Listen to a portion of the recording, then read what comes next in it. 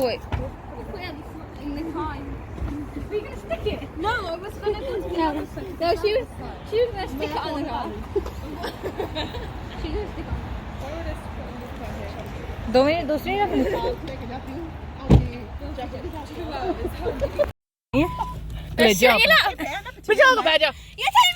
मैं क्या थला बैठ जा कमांगे इन सीट तो थला टाइप है आप यार मैं पिक कर लवा क्या पिक कर लेनी है तेन मैं कहा आ गई ने तुसा केड़े ब्याह ते जाना जिदी कोल की रखी ठहर जा इनका खाना हमने मंगाया है और इनका खाना बहुत मजे का है। इसका एबीज ठीक है ते विच कितनी डिस्काउंट मिली तेन डिस्काउंट 2 चिकन तो फ्री आए ने और के करना लग मड़ो तुसी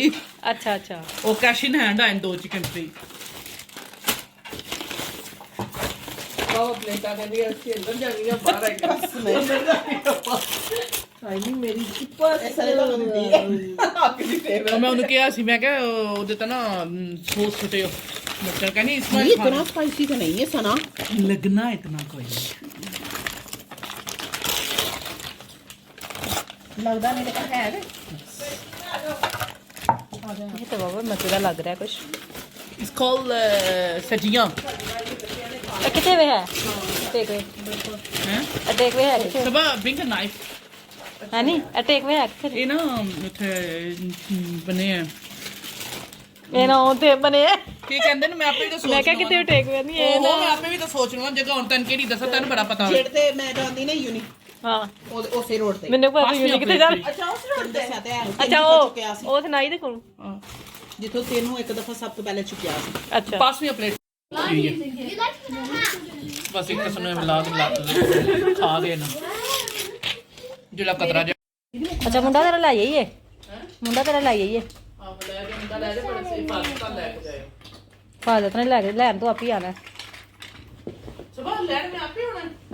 मैं जो स्टॉप पर जाना है ना हां फिर तुसी उधर आ जाओ मैं उठे लेना बट ये लेना हां बात कितने में तक मैं फाड़े होसा ये नहीं होसा मैं आने ही हां ये नहीं होसा 3 घंटे बहना है आप ही कह रहे हैं 7 बजे शॉप बंद होनी है उन्हें जाना है बिल्कुल हमारे पाकिस्तान में ये होता है कि ऑरेंज का मौसम जाएगा तो उस तो बाद आएगा इसका तरबूज का लेकिन लगता है सारे पाकिस्तानी जड़े ने ना अच्छी अच्छी चीज़ें इतने भेज देते हैं। देखिए इतने अच्छे ज़बरदस्त ये ऑरेंज है कि ऑरेंज का और इसका तरबूज का कोई जोड़ तो नहीं लेकिन मज़े हैं की करिए फिर पाकिस्तानी सारा कुछ साड़ियाँ सहूलतां वास्ते भेज देंगे ने आप ही उत्थे गले असले फ्रूट खाते हैं तो सानू जनाब बेहतरीन फ्रूट भेजते हैं।